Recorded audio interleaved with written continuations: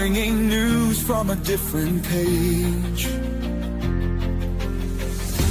Truth served hot and bold and strong. Every week we sing along. Red, white, and true will stand tall. Echo the call loudest of all. With hearts of faith and liberty, together we find unity.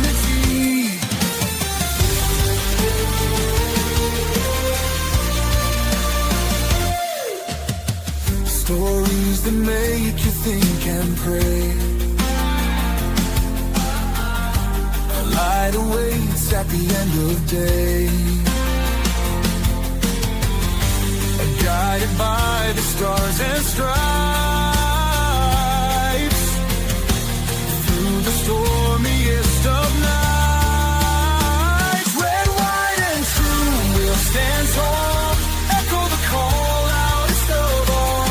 With hearts of faith and liberty, together we find unity.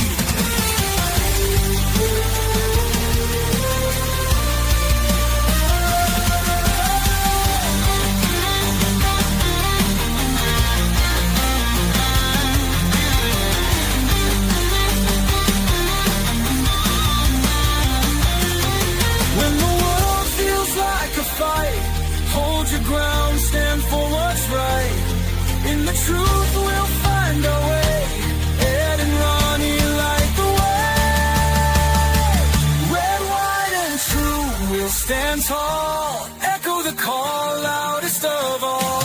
With hearts of faith and liberty, together we find unity.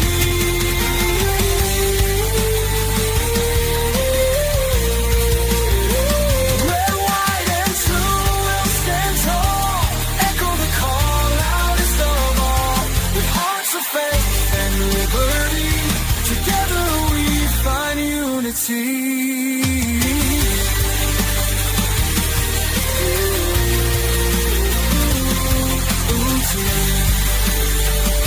Together we find unity.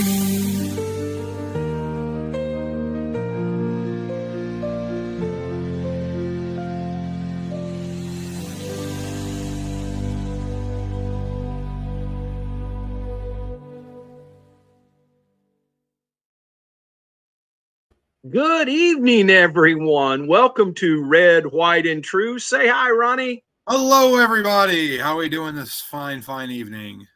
Well, I hope everybody is doing well. And we got some topics on here tonight. Yeah. Not just the typical. We got some good stuff coming tonight. So hope that everybody is strapped in. A friend used to say they might have to say their prayer, which let's see if I can get it straight. Tell God to put his arm around his shoulders and his hand over her mouth.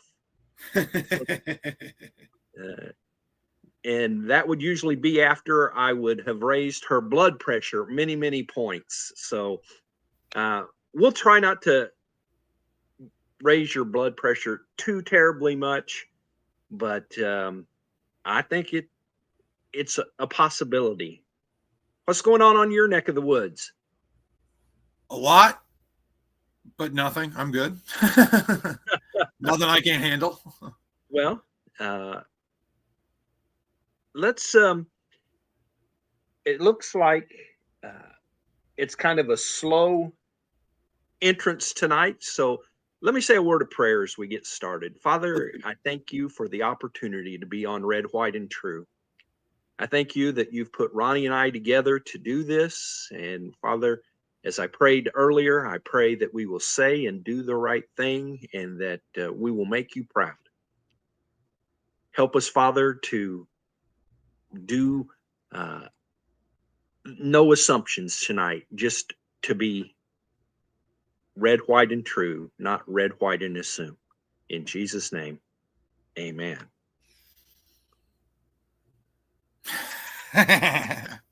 I was talking to God, but everybody else might need to have a visual there. So we'll keep it saved there just in case we need to bring it up again.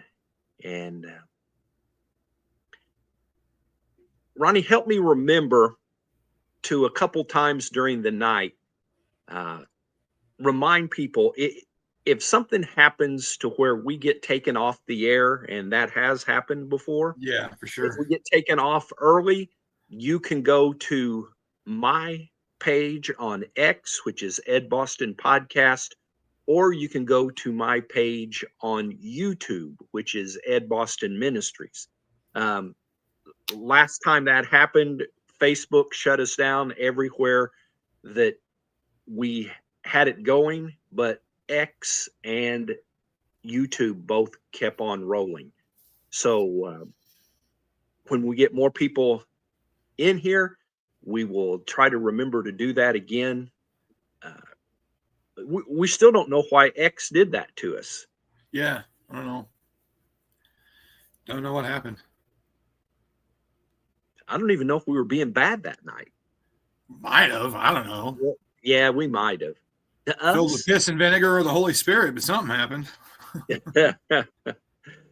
Oh, well, what do you got for us to start with? Well, I guess we could start with the big rumor that's been going on. And I know there's not a lot of people in here right now, but go back and watch it, rewatch it. That's fine. We'll be here. So Donald Trump died this weekend, apparently. Multiple sources says Donald Trump is dead or is dying or something. And I've got a few videos on it. There are reports coming out that about an hour ago, 3 Military One helicopters took off from the White House headed in the direction of Walter Reed National Memorial Hospital. Keep in mind that the Marine One helicopter is the helicopter that would be transporting the president. Also keep in mind that the William Reed National Memorial Hospital is where you-know-who would be going to, hopefully you-know-what. So I am here to express my most heartfelt thoughts and prayers.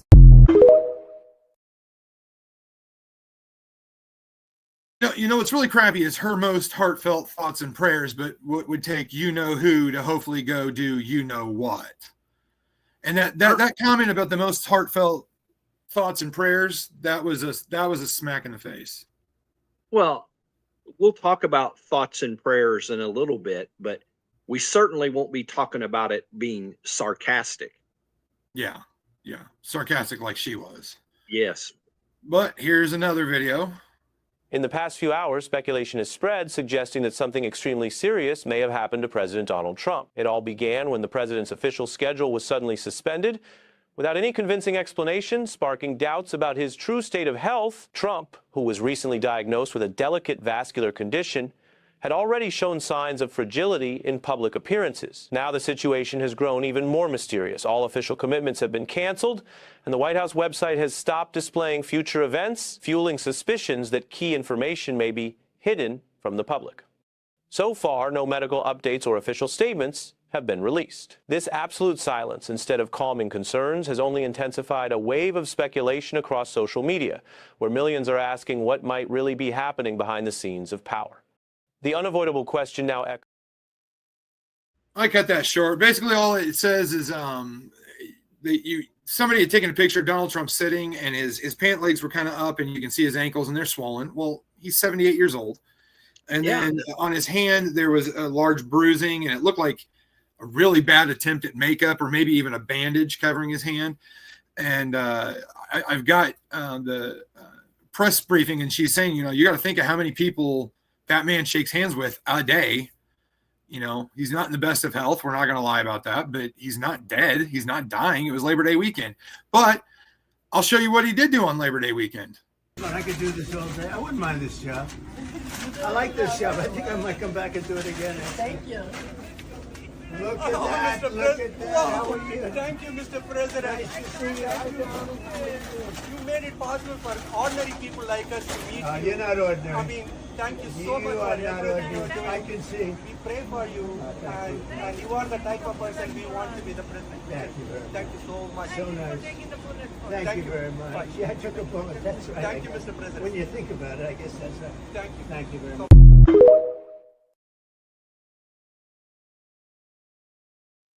You know, obviously he was dead, handing out burgers at McDonald's. Well, I guess that guy could testify that he wasn't dead. Yeah. So Either I don't know that or- why these rumors spread like wildfire, but as I was telling you earlier, there was hours and hours. It was just people talking, and these the helicopters took him to Walter Reed, and Donald Trump hasn't been seen in days. And it's like, come on, Donald Trump goes to bed later than any of us, wakes up before any of us, and goes. And he has for over 200 days now. He's not allowed to, not stand in front of a camera and answer 1,000 questions. Joe Biden went weeks and weeks and weeks and nobody saw him. So, well, I deleted this earlier, but I'm going to bring it back because it's part of that story. As it downloads, I find it interesting. It's kind of related to this, but kind of not. Maxine Waters last week called for the 25th Amendment to be used because she thinks that he is medically unfit to serve. And I'm thinking, where was all that concern when Biden was in office? right. I don't think I ever heard her call for the 25th Amendment when Biden was acting as president. Maxine Waters, look at the source here. I mean, that's the same thing as like Nancy Pelosi pulling something like that. Yeah, Nancy Pelosi supporting, I can't even say this without laughing, supporting there being restrictions on congressmen having investments in the stock market. Yeah, right. Oh my goodness. Well, here's the video I was talking about. Trump didn't know that he was dead this week. Yes. How did you I saw find that. out over the weekend that you were dead? You see that? No. People didn't see you for a couple days. 1.3 million user engagements as of Saturday morning about your demise. Really? I You didn't see that.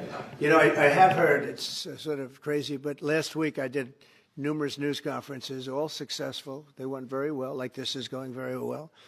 And then I didn't do any for 2 days, and they said, there must be something wrong with him. Biden wouldn't do them for months. You wouldn't see him.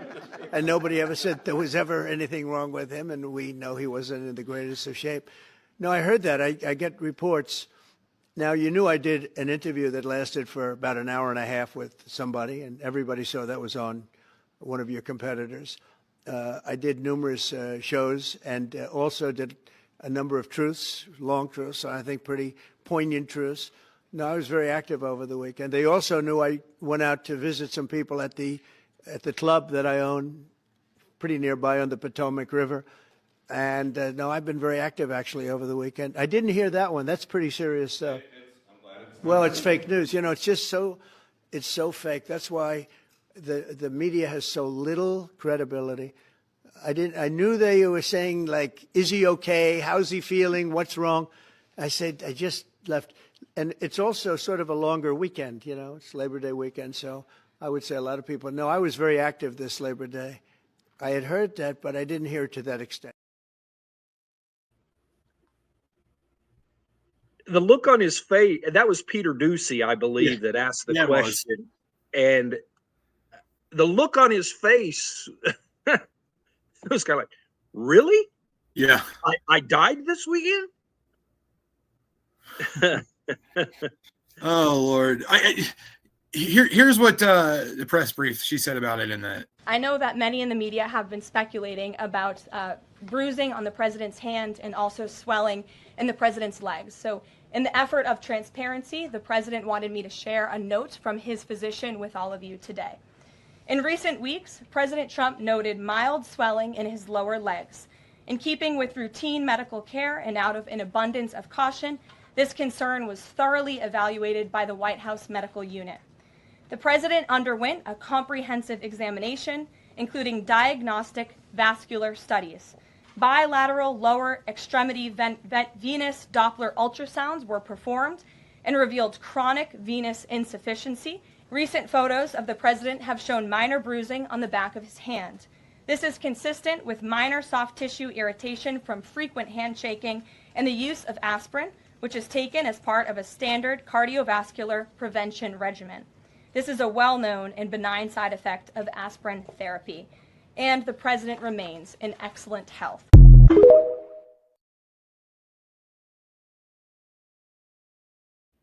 Well, there you go. He didn't die.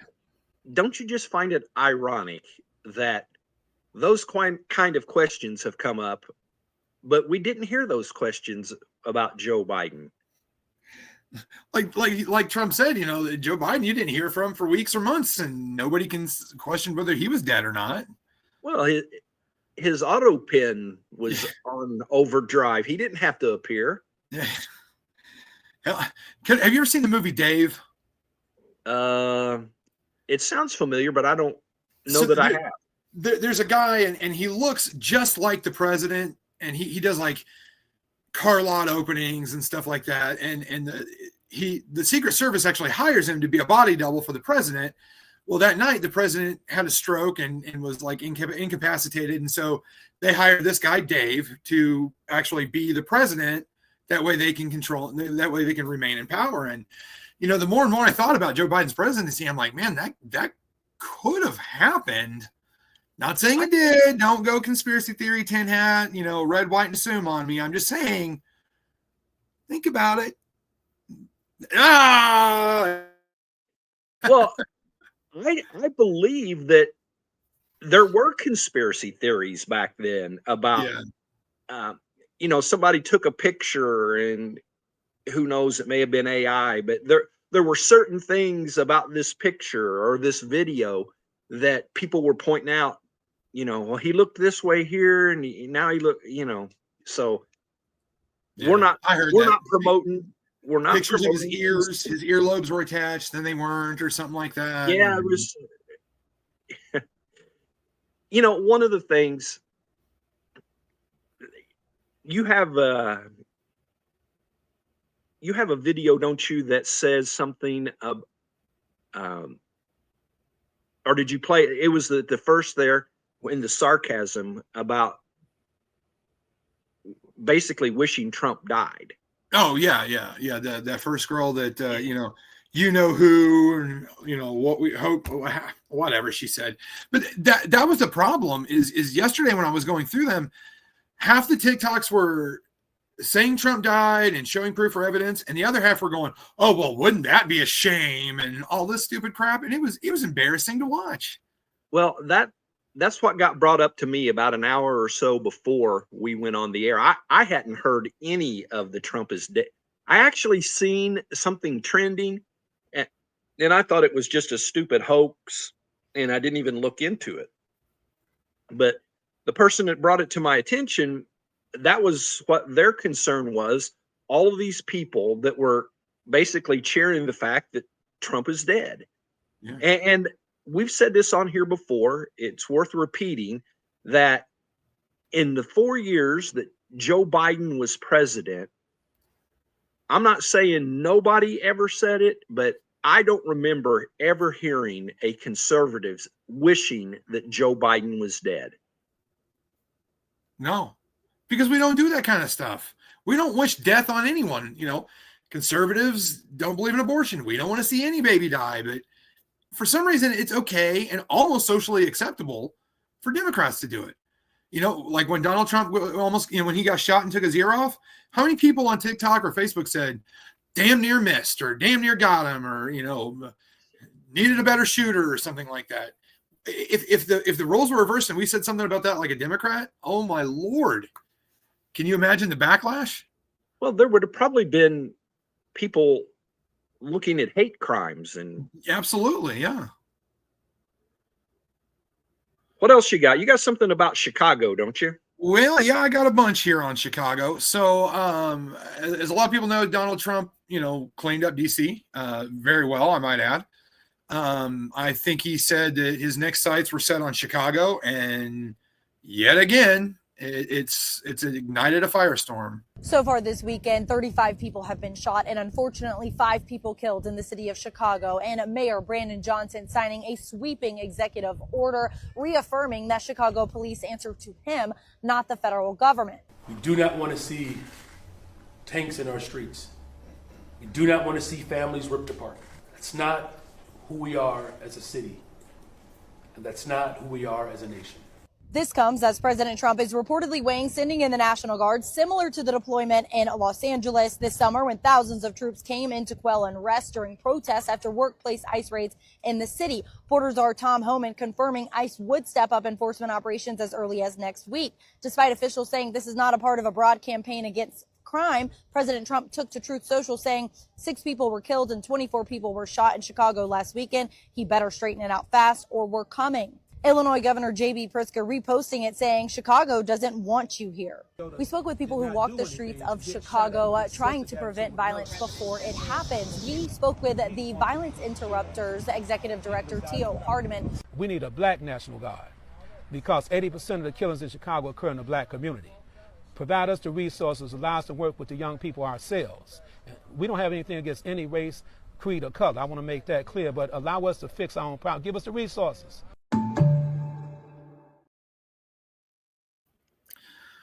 So obviously right there, Chicago's obviously got a problem. Yeah, I can only imagine what it was over Labor Day weekend, I think there were 7 murders and 50 some people shot, is what I read. And I think that was still with some time left on Monday, the holiday. And how many people were shot and murdered in the Gaza Strip, over the same 3 days? Come on, I don't think that much, but that's ridiculous. Nobody can feel safe in Chicago. Why wouldn't anybody want Donald Trump to come in and clean the place up? Well, the one person I know that doesn't want it is the mayor. The Chicago mayor, Brandon Johnson, is now claiming that arresting and putting people in jail is racist and immoral against black people. We cannot incarcerate our way out of violence. We've already tried that, and we've ended up with the largest prison population in the world without solving the problems of crime and violence. The addiction on jails and incarceration in this country, we have moved past that. It is racist, it is immoral, it is unholy, and it is not the way to drive violence down. The Chicago mayor, Brandon Johnson, is now under fire after he claimed that arresting and putting people in jail is a racist and immoral tactic against black people. Mayor Brandon Johnson currently has a less than 26% approval rating amongst Chicagoans. These statements from the Chicago mayor has garnered controversy online. Commenters claimed that Mayor Brandon Johnson needs to be removed immediately, he's ruining the city, and that arresting criminals is not a racist tactic.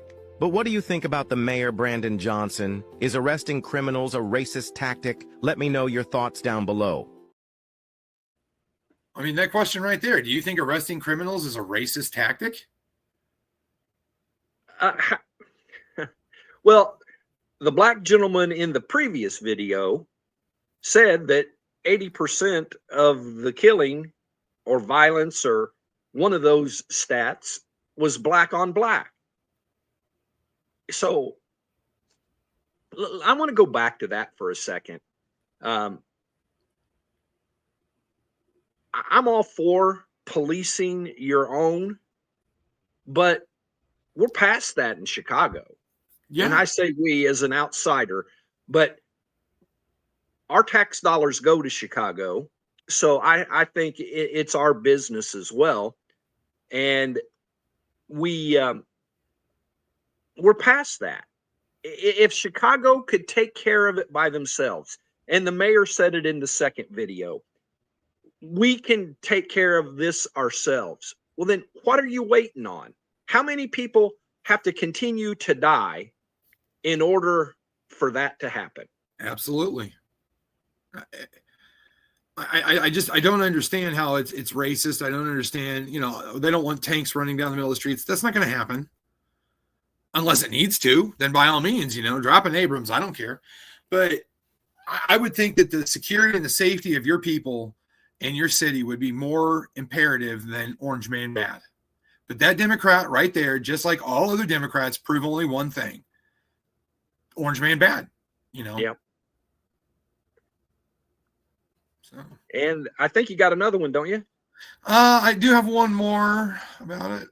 Okay, hold up. You need to watch this clip real quick of Mayor Brandon Johnson in Chicago. Listen up. Are you prepared to defend this land that was built by slaves? So let me get this straight. Is the mayor of Chicago asking the people to defend the city if President Trump sends in the National Guard? Now, that raises a lot of questions. What exactly does he mean by defend? Defend against who? The federal government, the National Guard, or just the idea of Trump stepping in to restore order? Chicago has been dealing with serious crime problems for years. President Trump is saying he wants to help, and instead of welcoming that, the city's leadership is calling for people to rise up.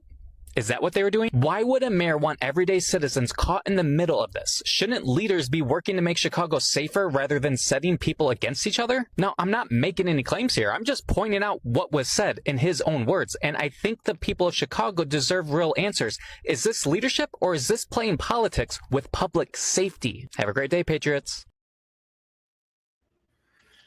It's playing politics with public safety. Period. Dot. That's what they all do.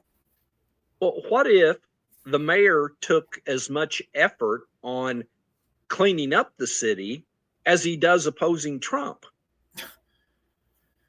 That's the thing about Democrats all over, period. The whole Kilmar Obrega thing. What if the Democrats left that alone and used that energy and all that money and everything into fixing things for American citizens? Look what a different world we would have. Absolutely. Pallets of bricks. Absolutely. It could be the next riot hotspot. Well, and I'm relatively sure it will be, because DC, that he didn't catch him off guard, but they didn't know if he was serious or not about going in. In Chicago, they're not caught off guard. They're ready and waiting.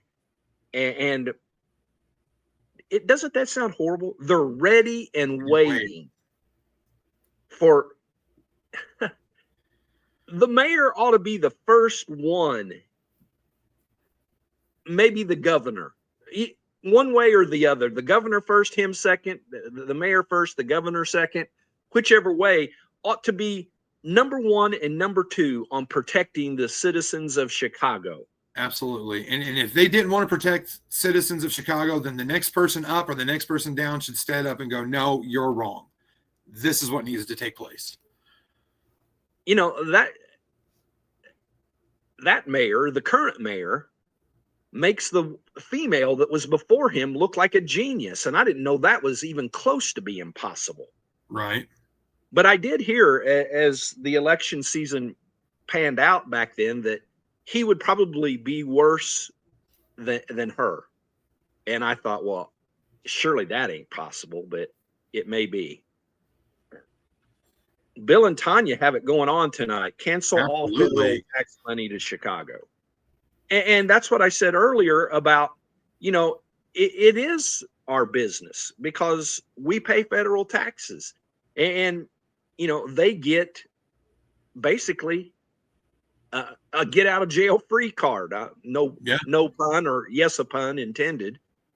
And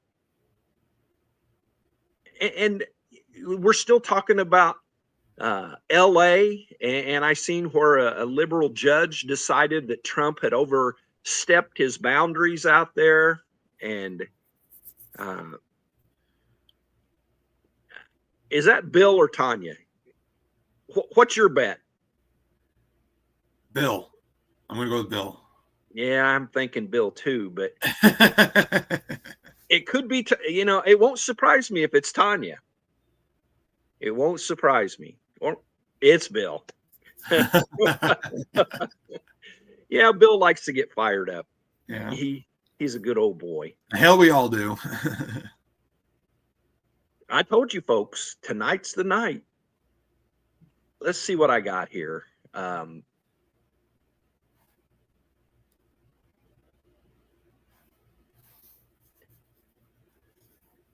We're going to go into a segment here in a minute about the thoughts and prayers subject. But before I go into that, I wanted to play a video of a little girl who was in the building and her take.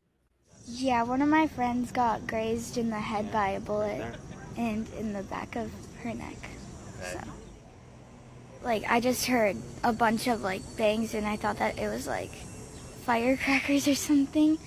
And I saw, like, shards of glass and bullets eventually. And I noticed that it was, like, an on-site shooting. It was, like, 15, 20 seconds, and then it just stopped. But everybody was running downstairs, so I didn't know what was happening. I was happy that they didn't shoot through the big stained glass windows at the front of the church because they're special. They have like Mary like with their hands out up there, and they're just like special to us. So I wrote "We'll miss you" on the cross on the side of it to my friend.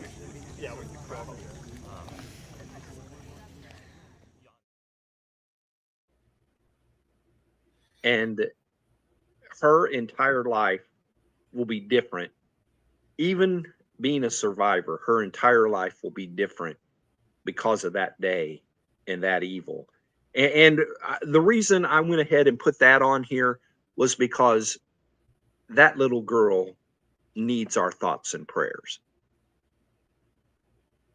Absolutely. Well, I've got an introduction to the next segment, and then I'm going to go solo for a few minutes because I really want to be able to use, I've thought this out and prepared for it, use it in other places as well. But let's look at the highlight. Next, Pastor Ed has a few things to say about the politicians criticizing thoughts and prayers. Don't just say this is about thoughts and prayers right now. These kids were literally praying. It was the first week of school. They were in a church. Something you said to the country yesterday in the immediate aftermath of this, you said, don't just say this is about thoughts and prayers right now. And as you know, that has sparked a huge reaction. And the Vice President seemed to respond to it today. I want you to listen to what Vice President J.D. Vance had to say. When I see far-left politicians say, how dare you offer thoughts and prayers, you need action. You know, I don't care about your prayers, I care about what you're going to do to prevent this from happening. Why does it have to be one or the other? Why can't you pray for the speedy recovery of these kids who literally just got shot yesterday, while at the same time committing to making sure this doesn't happen again or that it happens as infrequently as possible? What's your response to that? Well, maybe we're not really having an argument then, and hopefully J.D. Vance will pass this very necessary legislation that prevents kids from dying in the future. Because, look, I'm all for prayer. Prayer has a deep foundation for so many people throughout our country. I'm all for thoughts. I mean, everything begins with a thought, but in this case, it's got to end with an action.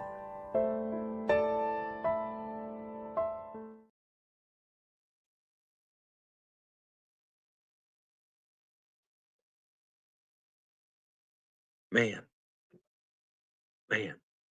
where have we gone as a country? Why thoughts and prayers are more than enough? Why is that? We know that thoughts and prayers are very important in our nation, have been since we were before we were founded. And sometimes you can kind of understand what people are trying to say, that in the midst of our thoughts and prayers, people have died. And that's been the case since Cain and Abel. The frustration is real. None of us, Christians, non-Christians, other religions, get frustrated when we have these tragedies. But as Christians, we know beyond a shadow of a doubt that prayer is never wasted. James 5:16 says, "The effective, fervent prayer of a righteous man avails much." Prayer is action in the spiritual realm. Everything should start with prayer. It's like calling in reinforcements. You may not see them immediately, but heaven responds. In Nehemiah, he prayed before rebuilding Jerusalem's wall. His prayer gave him wisdom and courage and opens doors. Prayer fuels spirit led action. Prayer isn't avoiding action, it's aligning our action with God's will. What are we going to do about that problem? The mayor there said that we are on the same page then, but the same page would be thoughts, prayers, action. And the only action that I see coming from the left is trying to eliminate guns. There are way more actions that can be done. Without prayer, we're powerless. Without prayer, it's just a human effort. And you see what happens when it's just a human effort. There are people that will be like the monster that was there in Minneapolis that day. Without prayer, we are powerless. When you look at a lamp unplugged looks really good, but without sticking that plug into the socket, the connection has no light. You see, prayer plugs us into God's power. Finally, when people say thoughts and prayers are not enough, they're really saying God is not enough. So, Christians, we should never back down from prayer because it's our greatest weapon. Father in heaven, I come to you just now and I pray about this situation. First of all, I pray for those that are grieving the loss of their loved ones and friends. That should have never happened. Kids should never be afraid to go to school. I lift up the little girl that we just heard talking. I lift up all of those that were injured and need to be healed. And I pray that in the holy and precious name of Jesus. I lift up the school itself. And I lift up us as a country. Those that are frustrated with thoughts and prayers, help them to be able to try that, thinking about what is going on, bringing it to God, and then seeing how God responds. It's like we are trying to do it on our own, and we need to turn it over to God, and we need to act on things that will work instead of arguing about talking points. Thank you, Father, for hearing my prayer. Thank you for loving us, and Father, forgive us as a nation when we fail you. In Jesus' name, amen. Well, Ronnie, what's your thoughts on the thought and prayer? Originally, when I heard it, I thought it was a slap in the face because this isn't the first time that they've used this line. I remember back in Columbine, thoughts and prayers don't work. Thoughts and prayers are ridiculous. Well, to unbelievers, maybe, that's their point of view. To me, thoughts and prayers are everything, are a lot of things. I haven't announced what's going on with me, but thoughts and prayers towards me would be appreciative. And I will put an exclamation point behind that for you. So, thoughts and prayers do mean a lot. And for somebody to say that, it's ungodly and it's ridiculous. Well, it's flippant, and he backtracks when he heard what J.D. Vance says. Well, I'm all for thoughts and prayers. Yeah. No, you're not, or you wouldn't have came out on national TV and said that that's not good enough.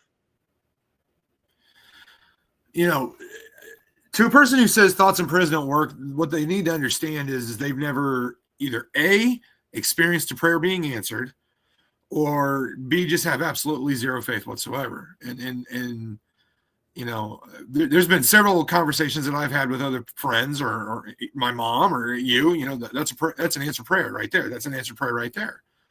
You're absolutely right. It was an answered prayer, So I guess these people just don't have that in their lives, and it's really sad, you know. Asking God to end gun violence, that can't happen. You know, God can't affect free will. Can he affect change? Absolutely.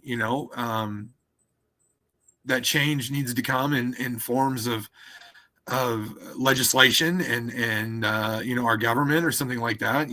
Not to the tune of hiding the guns, not to the tune of taking guns away. Look at Australia. Australia had a huge gun buyback problem, or a huge gun buyback, and they have a huge gun problem still. England, let's look at England. Nobody can carry a gun in England, so they just switched to knives. Well, it's not the weapons that's doing it. Stop and think about it. That just literally proved it. There was a big video the other day of a 14-year-old girl with a butcher knife in her hand going after somebody. Well, it's not the means of the deed. It's the person causing the deed and their choices. So I've got a video here, and I really don't like this woman, but she's kind of boring and dull, but she's gonna cover my back here with this whole mental health thing. Let's stop pretending firearms would fix America. That's not reality, it's not even close, and I'm going to explain why. In Australia, before the buyback, there were 3 million firearms, and 650,000 of those were collected. But here in America, we have 393 million firearms. There are more firearms than there are people, over 120 per 100 residents. Even if we tried buybacks, there would still be hundreds of millions left. Look at Minneapolis, strict background checks, permits, even red flag laws. And yet, the recent shooter still had a firearm legally. Laws do not stop evil intent.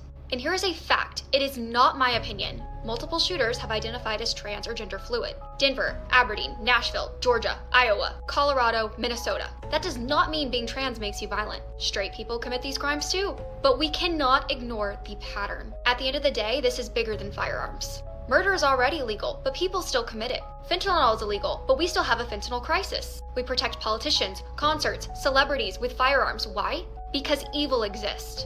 And again, there are as many firearms as there are people in America. So banning them does not solve the crisis. So no, you're not going to take my protection I have away from me. Just because people like to light things on fire and commit arson doesn't mean we're going to ban fires altogether. We don't have a firearm crisis, we have a mental health crisis. And until we deal with that, nothing will change. How about we protect our children as much as we protect our politicians? Because no politician, no law, no ban will ever convince me to hand over my protection. A pencil does not misspell words, the person holding it does. Same with firearms. It just depends on who's holding it. And I know I kind of took your question and went off on a tangent back to the gun/mental health crisis, but the thoughts and prayers, that's what can be affected, with mental health. It's not, I don't know where I'm going with this. Well, first I of all, get so frustrated about it. I think she watches Red, White, and True personally, because you've been saying this much longer than where that would have came from. Yeah. So I think she's probably a fan. That's all right. She's a pretty girl. I just think she's kind of boring. Well, here is another lady who believes that prayer works. Oh, hey, hi. Jen, with all due respect, this is exactly the mindset that has broken our culture. Prayer isn't a consolation prize after a tragedy. It is the very foundation for healing, for wisdom, and for discernment. Prayer isn't passive. It moves mountains. It changes hearts, and it calls God into the middle of our chaos. It is how we comfort grieving parents, how we strengthen shattered communities, and how we seek solutions bigger than ourselves. What isn't working is stripping God out of our schools and out of our homes and out of public life, and then acting shocked when evil walks right through the door. Laws and policies do matter, yes, but without God, they are just words on paper. So maybe prayer isn't enough for you, but for believers, it's where we start. It is where we find courage to act and hope to heal. The problem isn't that there are too many prayers. It's that there aren't nearly enough of them. Anyone seen what evil looks like? Maybe instead of pushing God away, we should be pulling him in. It's time to heal a sick culture. Wow. From the mouth of babes. Yeah, that kid made more sense than Minneapolis's mayor has in a week. Yes, absolutely. And we talked about this. Were we on Friday or Saturday? We were Friday. My birthday was Saturday. Yep. And we talked about this. This is a satanic problem. It is a good versus evil problem. It is a turn your back on God problem. And I got one more video about Minneapolis and about the shooter that I want to play. Demonic. I titled this The Demonic Monster. This is the most overt demonic activity I've ever seen chronicled in the national news. I've never seen anything like it. I'm going to show some disturbing images. This transgender dude, now remember, he's targeting Christian children. Look at the things that are written on the gun clips that he used to kill Christian children. So you got here, for the children. Go to the next one. He wrote on it, "Where is your God?" Okay. Go to the next one. Israel must fall. So we're noticing a pattern here. Okay, this is a person who is feeling not gendered, non-binary, whatever you want to say. Interestingly, in the Bible, guess who is not gendered in the Bible? Angels and demons. They are non-binary. They are gender fluid. They're targeting children. They're targeting Christians. They're targeting the land and the lineage of the Lord. Well, this is starting to sound a little creepy. I wonder what's going on here. Go to the next one and look at what this dude was using for target practice. It's literally a picture of the crucified Lord. Now let's go a layer deeper because it gets a little creepier. This is the next one, is this drawing that he had in his notebook of him looking in a mirror with a demon looking back in the mirror, and then there's all this writing, and this is a translation of the writing, and the translation is, who, when will this end? So you have a tortured person, an oppressed person. Help me, I don't want to. Help. And then what's the demon say back? Kill yourself. Kill. Listen, bro, sometimes the greatest argument for the existence of God and the truth of Christianity is the very obvious existence of demons. That's that right there. It's literally like somebody opened the Bible and went, what do demons do? And then they did that thing. So every Christian should see this stuff and we should go, hey man, I know exactly what that is. The book of Ephesians says our battle is not against flesh and blood, but against principalities and powers and spiritual forces of evil in the heavenly realms. And then it says, but greater is he that is in you than he that is in the world. Other than saying gun clips. Yeah. If you saw us both kind of smile, that was the smile. It wasn't anything to do with the content. Yeah, your mom would have probably typed something in the comments if she was watching. So it's funny you mentioned that because I saw that video the other day and I did punch it into the comments. I said, good stuff, but you lost credibility with me when you said gun clips. But he is right on with, I mean, I hadn't seen that drawing looking in a mirror and that's Satan looking back at him. I mean, it's a demon. There is no doubt. And, we have to be bold and continue to be bold, and even more so than ever before, to call out things that are evil. There are a lot of people that have decided that now is the time to speak up about the transgender issue, about the mental health involved, about the number of violent endings to lives, violent endings to situations. And so, we can't put our head in the sand and pretend that nothing is going on. You got any, what else you got, Ronnie? I got another topic that I want to wait till close to the end. Well, I do have, and if it'll pull it up, speaking of evil, I will play this video.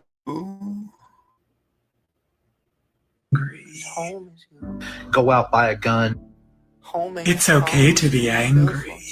Get out of my face now!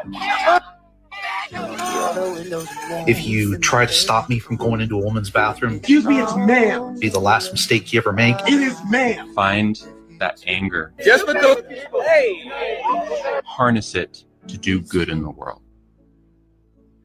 My whole life, I can't decide which way to go. This anger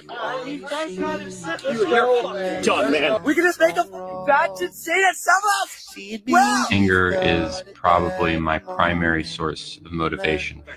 You want to call me sir again? The thing is, you don't have to leave. You lose everything. For everything that I do. Cut that out now, or you'll go home in an ambulance. It was a call to action or a call to arms. Sorry, man.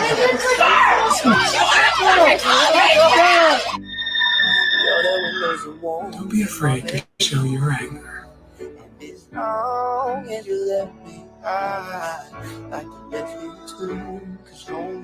Hey! Anger. And if you couldn't see what it said there at the end, because it was kind of small, it said, if a movement's built on anger, how can it accomplish anything? And that's exactly it. Well, some people would laugh at parts of that, and there was not 1 second of humor involved in that video. No. And give me some thoughts that you have on this, not just this topic, but so many different topics from the left that are calling for violence and action and revolution and all of those things. What's your thoughts? Well, this isn't a new thing.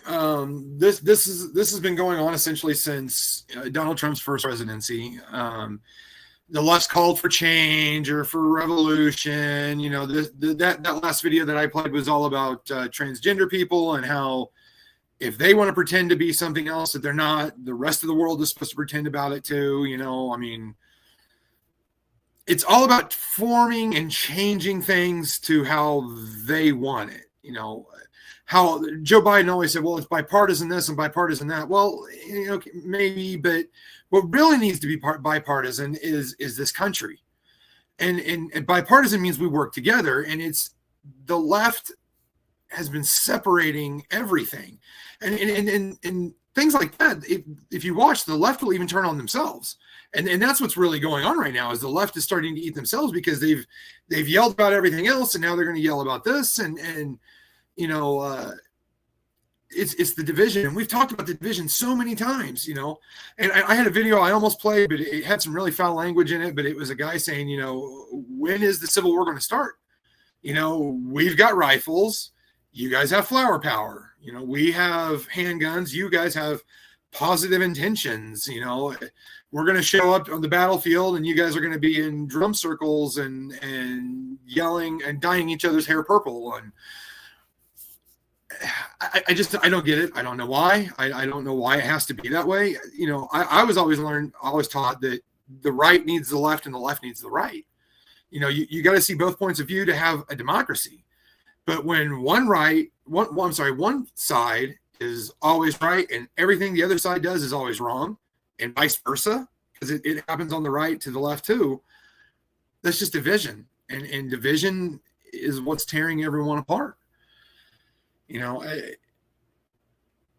I saw a video the other day, and I just wanted to bring this up because it was funny. I think Mom sent it to me. The kid came in and she was crying. Daddy called me a Democrat. Yes. she was losing her mind. Daddy called me a Democrat. I just thought that was funny because, I'm sure the dad was teasing, but that could be an insult. Oh, shut up, you stupid Democrat. I do that with my buddies or something like, shut up, liberal.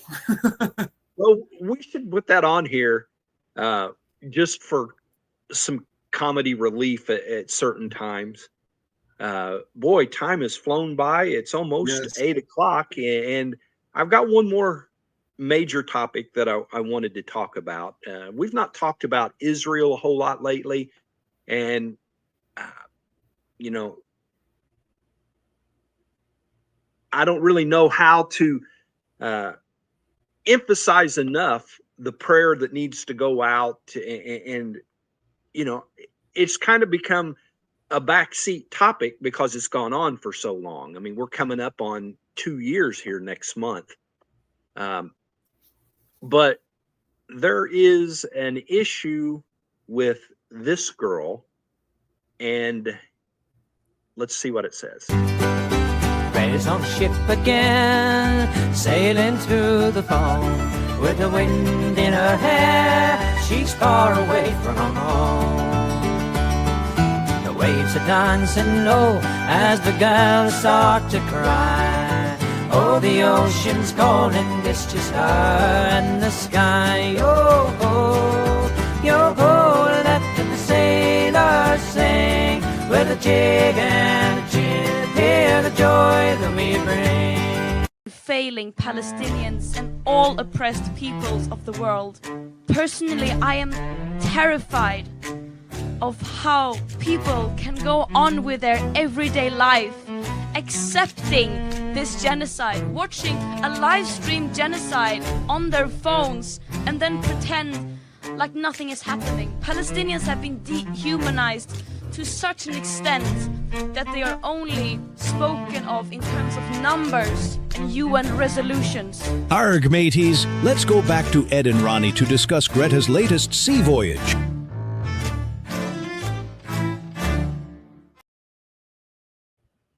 I didn't know that was coming. Yeah.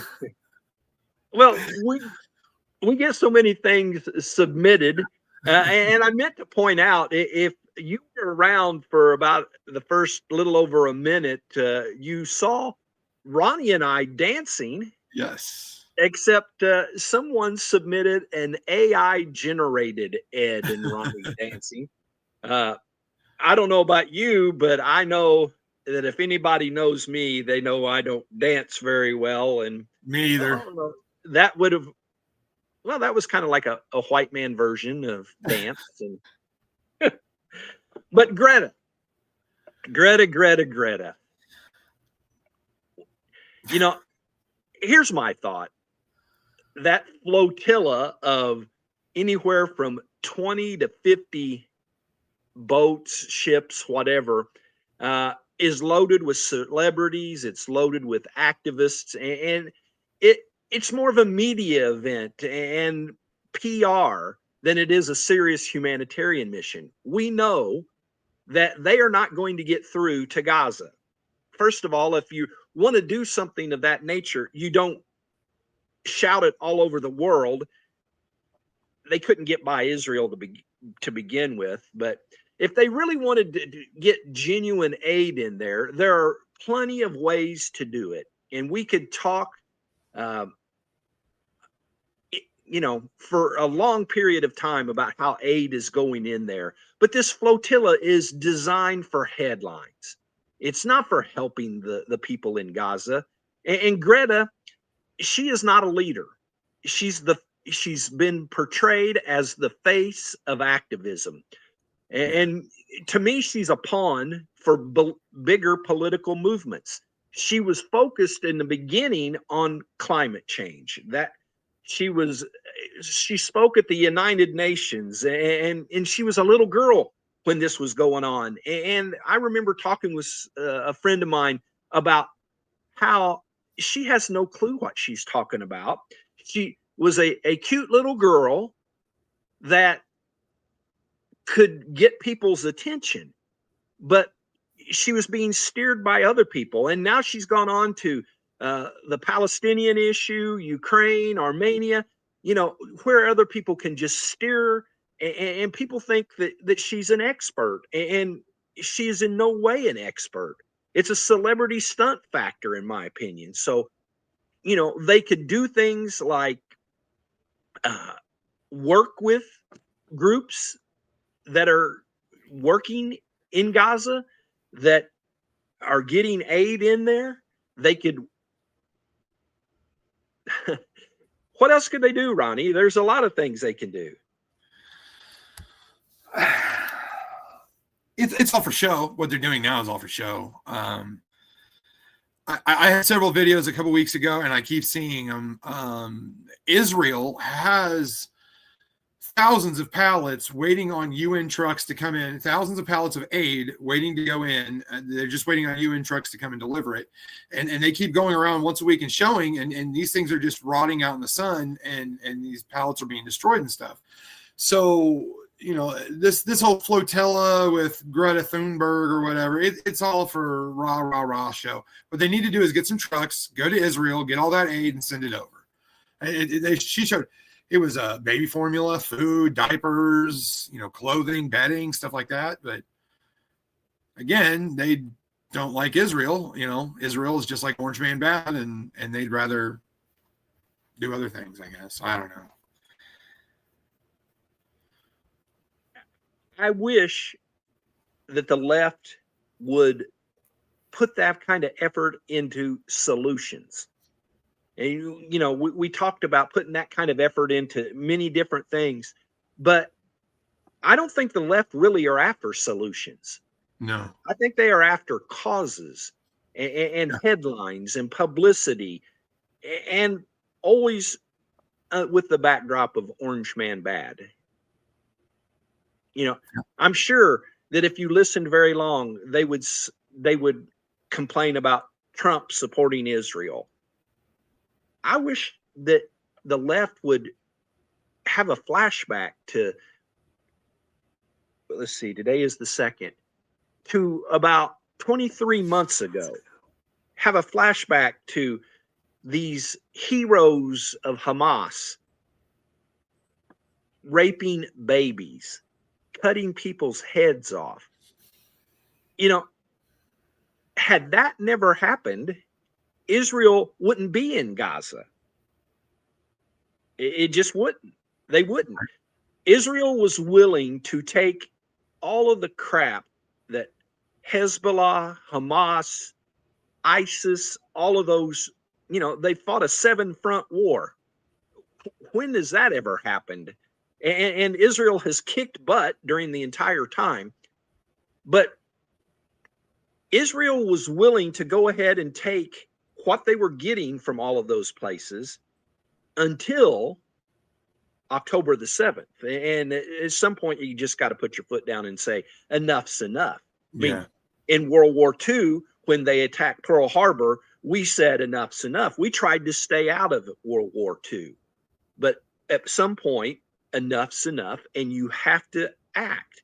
Now, what a lot of people don't realize, that before October the 7th, it was a daily occurrence that Hezbollah and Hamas would fire missiles into Israel every single day.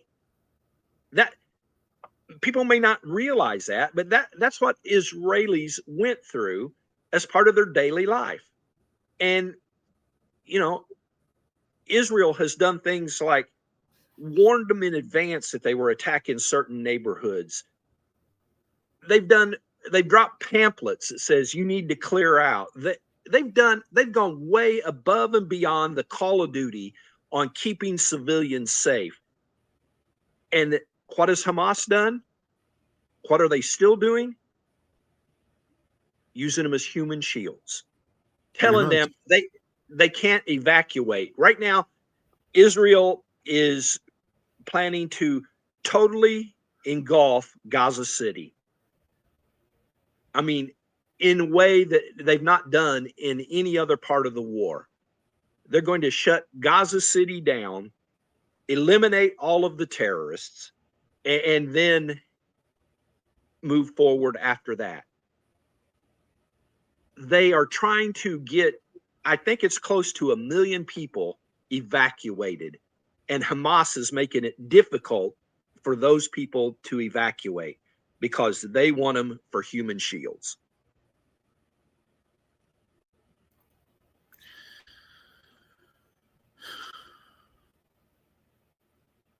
I got you speechless? Yeah, pretty much. It's absolutely ridiculous. It really is. Well, sorry. Do you think we got anybody's blood pressure going? Mine was already sky high before we started. So, well, we said that we would keep this one, and so You ever notice how every time a Republican takes office, the Democrats start acting like it's the end of the world? I mean, the minute we cut taxes or trim the budget, they start screaming that the sky is falling.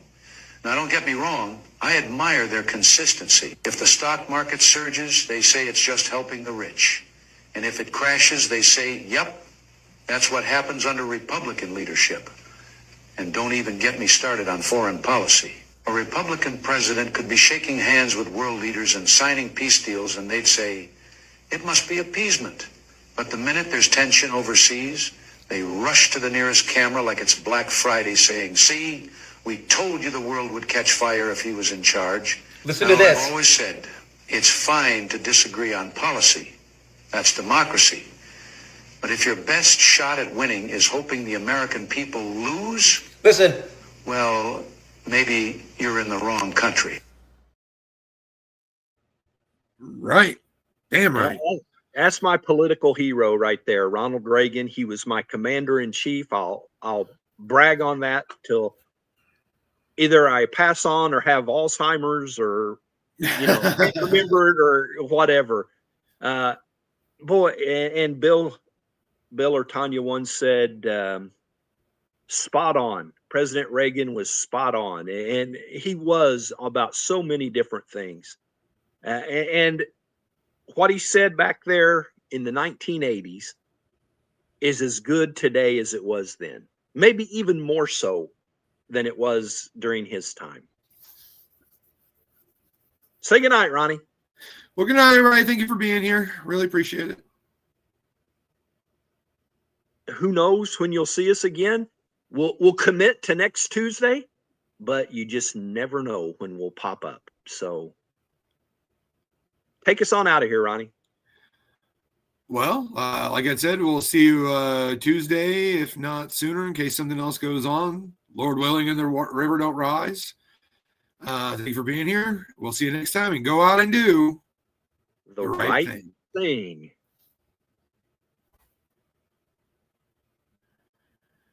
I'm a triplet, actually. You're a triplet? Yeah, so I was born at 27 weeks, my sisters and I.